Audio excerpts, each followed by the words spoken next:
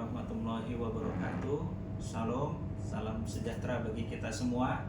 Om Swastiastu, Namo Buddhaya, salam kebajikan dan salam sehat selalu. Bapak dan Ibu yang saya hormati, perkenalkan nama saya Joko Waluyo.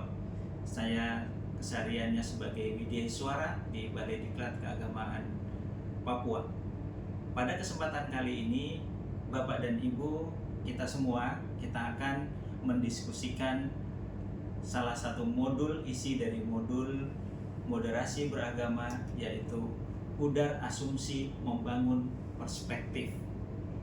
Dalam mata pelatihan ini, Bapak dan Ibu nantinya kita akan sama-sama memahami bagaimana untuk membangun kesadaran, kekeliruan berpikir dan asumsi subjektif atas realitas, keragaman dan perbedaan.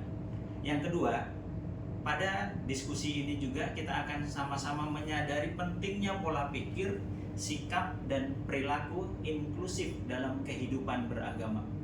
Dan yang ketiga, kita akan sama-sama memiliki pemahaman yang meningkat tentang keberagaman sosial keagamaan.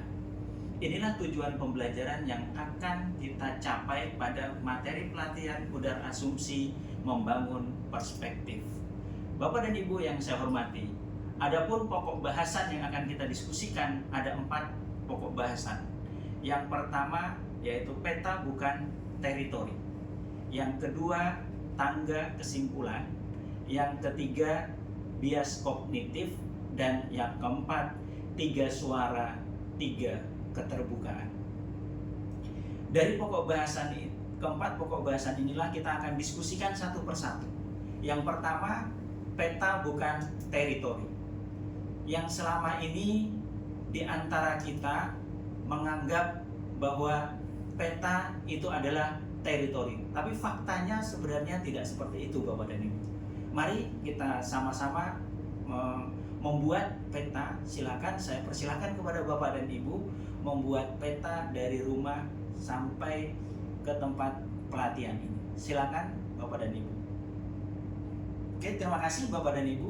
Dengan selesainya Bapak Ibu menggambar, saya minta 2 orang peserta untuk maju ke depan.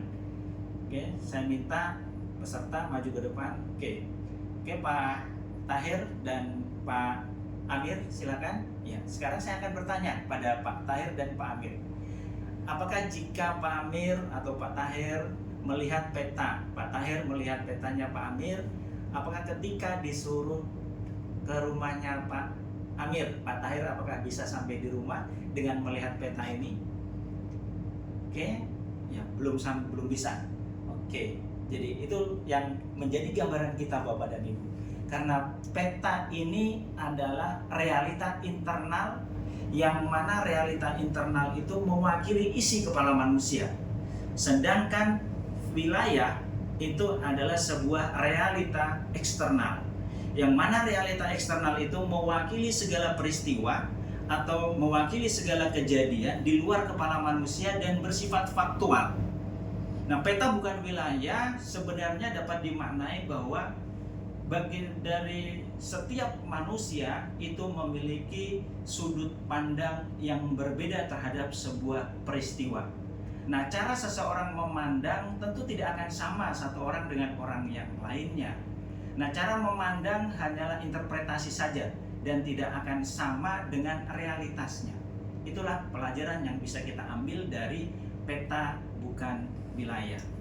Kemudian yang berikutnya, udar asumsi yang akan kita diskusikan yaitu leader of inference.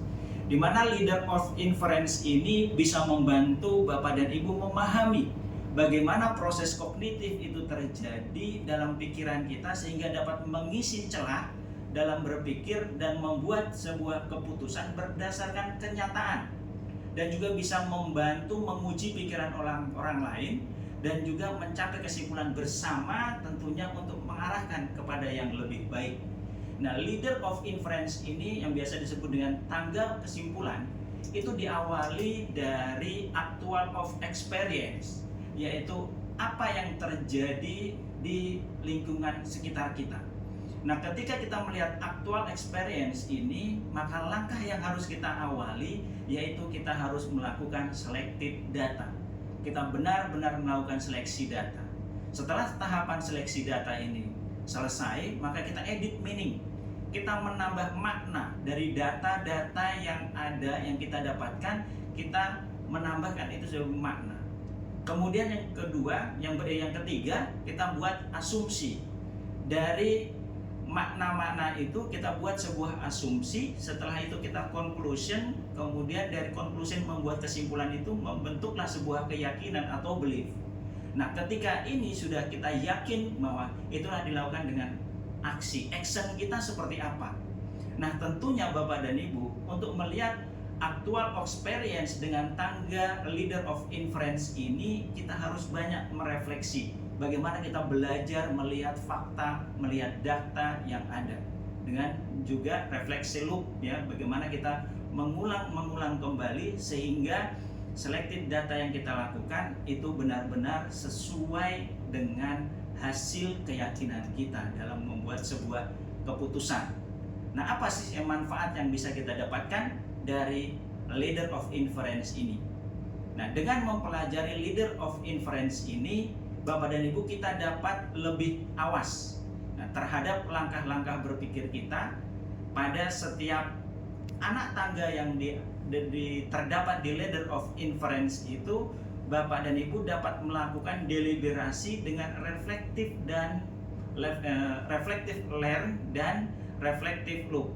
Kita tidak terjebak dalam penyimpulan yang bias atau penyimpulan yang terbatas, sehingga ketika kita menerapkan tangga ini, maka secara sadar membuat orang untuk mundur selangkah dan melihat kemana ia akan melompat untuk membuat sebuah kesimpulan. Jadi tidak dilakukan secara tergesa-gesa. Itu yang kedua.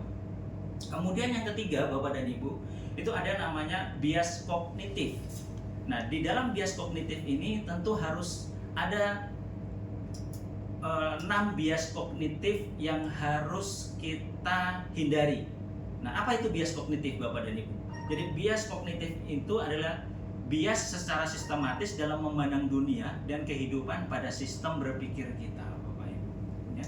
Jadi bias kognitif ini ada bias kognitif egocentric memory, ya, yang mana pada bias kognitif egocentric memory ini kecenderungan untuk melupakan bukti dan informasi yang tidak mendukung dengan apa yang menjadi keyakinan kita, ya. Nah, cara mengoreksinya bagaimana, Bapak dan Ibu? Jadi kita harus bisa bagaimana dengan sengaja mencari bukti dan informasi yang tidak mendukung pendapat kita secara eksplisit, mengarahkan perhatian terhadap bukti dan informasi yang benar-benar terjadi. Itu Bapak dan Ibu, salah satu bias kognitif yang terjadi. Dan kemudian yang berikutnya, Bapak dan Ibu, kita ada 3 suara dan 3 keterbukaan.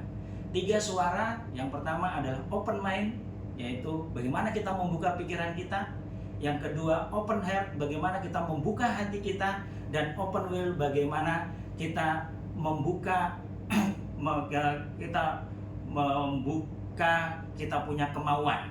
Nah, tentunya dalam keterbukaan ini ada hal-hal yang mau suara-suara sinis, ya, atau suara-suara judgment atau suara-suara ketakutan yang harus menjadi tantangan kita dalam menghadapi problematika dalam kehidupan keagamaan kita di masyarakat.